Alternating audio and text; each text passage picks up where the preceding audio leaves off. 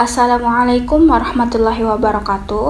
Kami dari kelompok 5 yang beranggotakan Lailatul Ismaningrum dan Nurul Fitri Nasution. Di sini kami ingin menyampaikan materi mengenai remedi dalam pembelajaran. Langsung saja, yang pertama ada pengertian remedi atau perbaikan.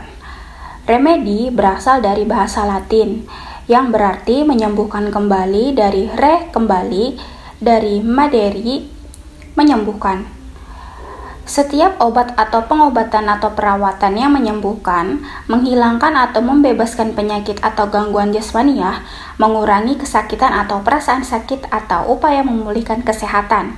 Sesuatu yang memperbaiki, maka menetralkan atau memberhentikan suatu kejahatan atau kesalahan, yaitu pertolongan, pembebasan, menebus, atau memperbaiki. Sementara itu, remedial dari pendidikan berarti tindakan atau proses penyembuhan atau penanggulangan ketidakmampuan atau masalah-masalah pembelajaran. Dalam Random House Webster Collect Dictionary pada tahun 1991, remedial diartikan sebagai intended to improve for skill in specific field. Remedial adalah kegiatan yang dilaksanakan untuk memperbaiki keterampilan yang kurang baik dalam suatu bidang tertentu. Kalau kita kaitkan dengan kegiatan pembelajaran, maka remedial dapat diartikan sebagai suatu kegiatan yang dilaksanakan untuk memperbaiki kegiatan pembelajaran yang kurang berhasil. Kekurangan berhasilan pembelajaran ini biasanya ditunjukkan oleh ketidakberhasilan siswa dalam menguasai materi yang dibahas dalam kegiatan pembelajaran. Nah, dalam pengertian tersebut diketahui bahwa suatu kegiatan pembelajaran dianggap sebagai kegiatan remedial apabila kegiatan pembelajaran tersebut ditujukan untuk membantu siswa yang mengalami kesulitan dalam memahami materi pelajaran atau dalam menguasai kompetensi yang telah diterapkan. Yang kedua, ada pendekatan dalam pengajaran remedi. Nah, pendekatan dalam pengajaran remedi ini ada 3. Yang pertama, pendekatan yang bersifat preventif. Pendekatan ini ditujukan kepada siswa tertentu yang berdasarkan data atau informasi diprediksikan atau patut diduga akan mengalami kesulitan dalam menyelesaikan suatu program studi yang akan ditempuhnya. Prediksi tersebut dikategorikan menjadi 3, yaitu yang pertama, bagi yang termasuk kategori normal, mampu menyelesaikan program belajar mengajar, biasa sesuai dengan waktu yang disediakan. Yang kedua, mereka yang diperkirakan akan sanggup menyelesaikan program lebih cepat dari waktu yang ditentukan. Ketiga, bagi mereka yang diperkirakan terlambat atau tidak menyelesaikan program dengan batas waktu yang ditetapkan berdasarkan kondisi-kondisi tersebut. Maka, layanan pembelajaran dapat dalam bentuk kelompok belajar homogen, bentuk individual, bentuk kelompok dengan kelas remedial. Selanjutnya, yang kedua, pendekatan yang bersifat kuratif. Pendekatan ini diadakan karena mengingat adanya kenyataan bahwa seseorang atau sejumlah siswa, bahkan mungkin seluruh anggota kelompok belajar, tidak mampu menyelesaikan program secara sempurna sesuai dengan kriteria keberhasilan dalam proses belajar mengajar. Program dalam proses itu dapat diartikan untuk setiap pertemuan, unit pembelajaran, atau satuan waktu tertentu. Selanjutnya, yang ketiga, pendekatan yang bersifat pengembangan. Nah, pendekatan ini merupakan upaya yang dilakukan guru selama proses belajar mengajar berlangsung, yaitu during teaching diagnostic. Sasaran pokok dari pendekatan ini adalah agar siswa dapat mengatasi hambatan-hambatan atau kesulitan-kesulitan yang mungkin dialami selama proses belajar mengajar berlangsung. Karena itu diperlukan peranan bimbingan dan penyuluhan agar tujuan pengajaran yang telah dirumuskan berhasil. Langsung saja untuk selanjutnya, yaitu prosedur dan tujuan pelaksanaan pengajaran remedi dan pengayaan. Pertama, ada prosedur pelaksanaan pengajaran remedi. Pelaksanaan remedial teaching merupakan salah satu bentuk bimbingan belajar yang dapat dilaksanakan melalui prosedur sebagai berikut. Yang A, menelaah kasus kembali dan permasalahannya. meneliti kasus dengan permasalahannya sebagai titik tolak kegiatan-kegiatan berikutnya.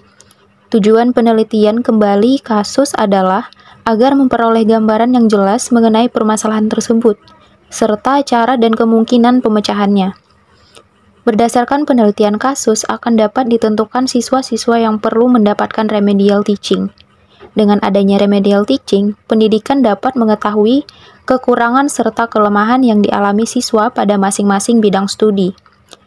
Gambaran yang lebih spesifik mengenai karakteristik dan permasalahan kasus, serta gambaran yang lebih spesifik mengenai fasibilitas alternatif tindakan remedial yang akan direkomendasikan. Kemudian yang B, menentukan alternatif tindakan. Hal pertama yang harus dilakukan untuk mengetahui alternatif tindakan yang akan dilakukan adalah dengan menentukan karakteristik kasus yang akan ditangani tersebut. Karakteristik kasus dapat diklasifikasikan menjadi: pertama, kasus cukup, yaitu kasus yang terjadi jika siswa telah mampu menemukan pola belajar namun belum dapat berhasil karena memiliki hambatan psikologis. Kedua, kasus berat, yaitu kasus yang terjadi jika siswa belum memiliki cara belajar yang baik, namun juga memiliki hambatan emosional. Dan yang ketiga, kasus ringan, yaitu kasus yang terjadi jika siswa belum menemukan cara belajar yang baik. Kemudian C, layanan bimbingan dan penyuluhan atau psikoterapi. Pemberian layanan khusus yaitu bimbingan dan konseling bertujuan agar siswa yang memiliki hambatan dalam belajar seperti hambatan psikologis dan emosional dapat menghadapi kegiatan belajar secara wajar. Nah, bimbingan ini dapat dilakukan oleh guru BK, psikolog, atau psikiater. Langkah ini mungkin dapat dilakukan oleh guru jika kondisi kasus tersebut memungkinkan. Tetapi, jika kondisinya di luar kemampuan guru, maka dapat diserahkan kepada pihak yang lebih kompeten. Kasus yang mungkin dapat dilakukan oleh guru tanpa melibatkan layanan konseling antara lain: pertama, kurang motivasi siswa dan minat belajar. Kedua, sikap negatif siswa terhadap guru. Ketiga, kebiasaan belajar yang salah. Dan keempat, ketidakcocokan antara keadaan pribadi dengan lingkungannya. Nah, selanjutnya yang D, mengenai pelaksanaan remedial teaching. Nah, langkah ini merupakan kegiatan inti dari remedial teaching setelah prakondisi diselesaikan. Seperti yang telah diuraikan, bahwa sasaran remedial teaching adalah tercapainya peningkatan prestasi atau kemampuan penyesuaian diri sesuai dengan kriteria keberhasilan yang telah ditetapkan. Nah, selanjutnya ada beberapa bentuk yang dapat diberikan dalam remedial teaching, yaitu memberikan tugas-tugas tambahan dalam pelajaran tertentu, kemudian mengubah metode mengajar dengan metode lain yang dipandang, kemudian meminta tutor teman sebaya untuk membantu mengatasi kesulitan belajar. Selanjutnya yang E, mengadakan pengukuran prestasi belajar pada remedial teaching. Nah, dengan diselesaikannya pelaksanaan remedial teaching, maka selanjutnya dilakukan pengukuran terhadap perubahan pada diri siswa yang bersangkutan. Remedial teaching dikatakan berhasil jika siswa telah dapat mencapai apa yang telah direncanakan dalam kegiatan remedial teaching. Nah, untuk mengetahui hal tersebut, dapat dilakukan dengan pengukuran terhadap prestasinya kembali dengan tes seperti pada proses belajar mengajar yang biasanya. Kemudian F, mengadakan reevaluasi dan rediagnostik. Hasil pengukuran yang dilakukan pada langkah sebelumnya, kemudian diidentifikasi dengan membandingkan dengan kriteria seperti pada proses belajar yang biasa dilakukan. Bisa dengan cara, pertama, kasus menunjukkan kenaikan prestasi yang dihasilkan sesuai dengan kriteria yang diharapkan.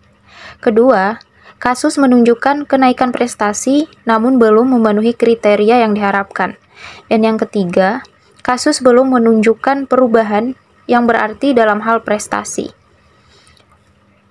Untuk selanjutnya mengenai prosedur pelaksanaan pengajaran pengayaan.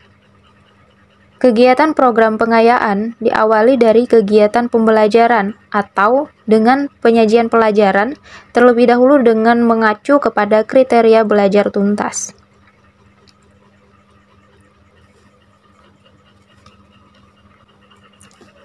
Pelaksanaan program pengayaan didasarkan pada hasil tes formatif atau sumatif yang fungsinya sebagai feedback bagi guru dalam rangka memperbaiki kegiatan pembelajaran. Akan terdapat dua kemungkinan, yaitu yang pertama, bagi siswa yang taraf penguasaannya kurang dari 75%, perlu diberikan perbaikan. Kemudian yang kedua, bagi siswa yang taraf penguasaannya lebih dari 75%, perlu diberikan pengayaan. Nah, pelaksanaan pengayaan ini bisa dilakukan baik di dalam ataupun di luar jam tatap muka. Selanjutnya mengenai tujuan pelaksanaan dan pengajaran remedi serta pengayaan. Tujuan guru mengadakan kegiatan remedial dan pengayaan adalah untuk membantu siswa yang mengalami kesulitan dalam memahami materi pelajaran agar mencapai hasil belajar yang lebih baik. Nah, secara umum, tujuan pelajarannya adalah sama dengan pembelajaran biasa, yaitu membantu siswa mencapai kompetensi atau tujuan pelajaran yang telah ditetapkan berdasarkan kurikulum yang berlaku. Mungkin itu saja mengenai pembahasan remedi dalam pembelajaran. Sekian dari kami. Wassalamualaikum warahmatullahi wabarakatuh.